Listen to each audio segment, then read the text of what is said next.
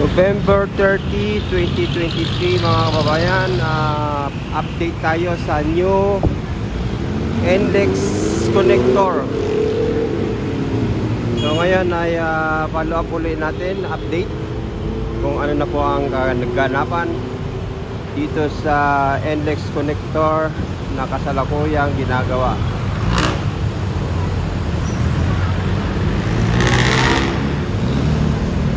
Patuloy po ang pagkumpuni.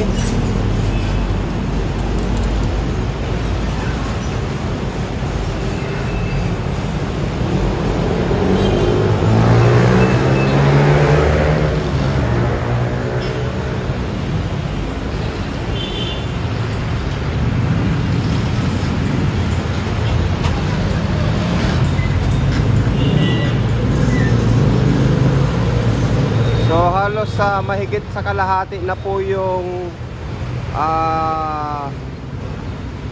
tulay o skyway na tinatayo para makatawid na dito sa may LRT. So ayan po yung kanyang karugtong. Ito yung kanyang ayan yung karugtong at yung isa nasa ilalim ng LRT. Ayan. So halos mapag-abot na po mga kababayan, konting-konti na lang makikita na po yung magkarugtong na yan. At yung ibang materyales ay naririto.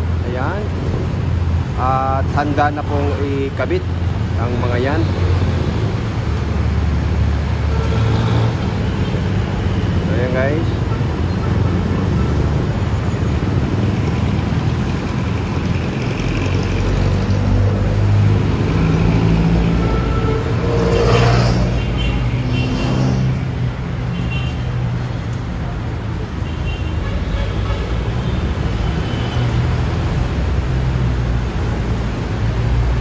Patuloy po natin ina-update itong NLEX connector.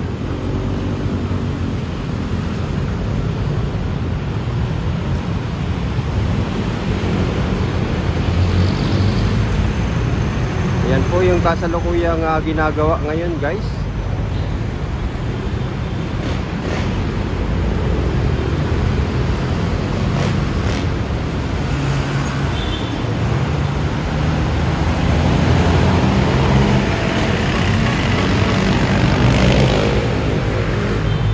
So ngayon po ay November 30, 2023.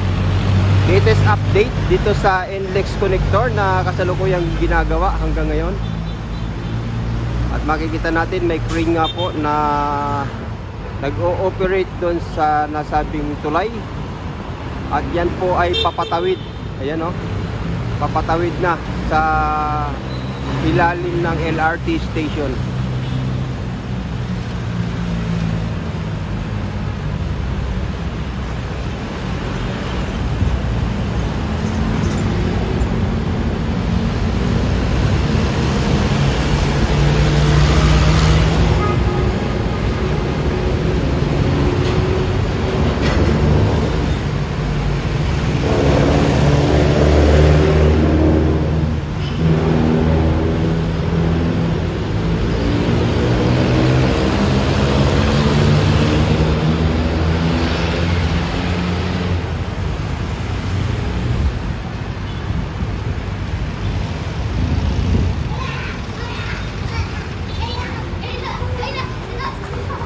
Ito po yung latest update natin dito sa NLEX connector.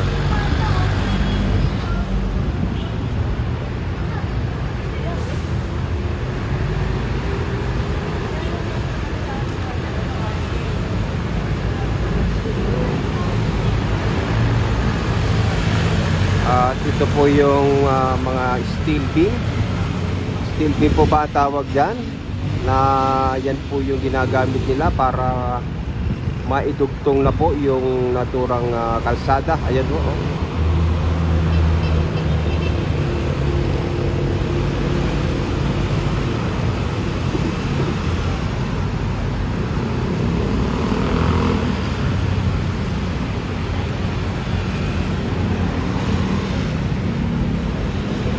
Dito naman tayo sa gawin natin dito para matigil po natin.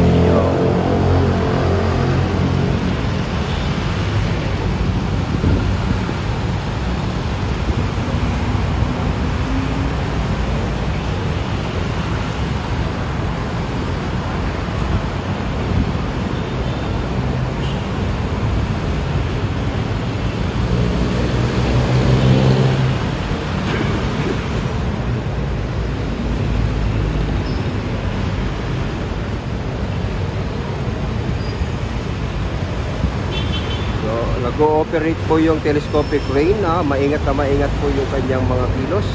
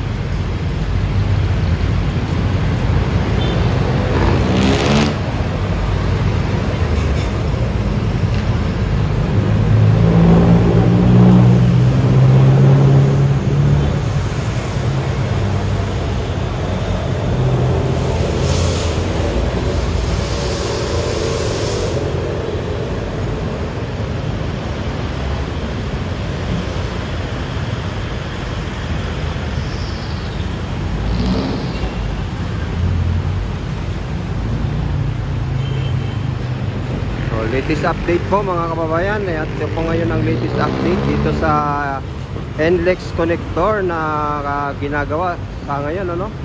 Ngayon po ay November 30, 2023. Latest update po natin sa NLEX connector.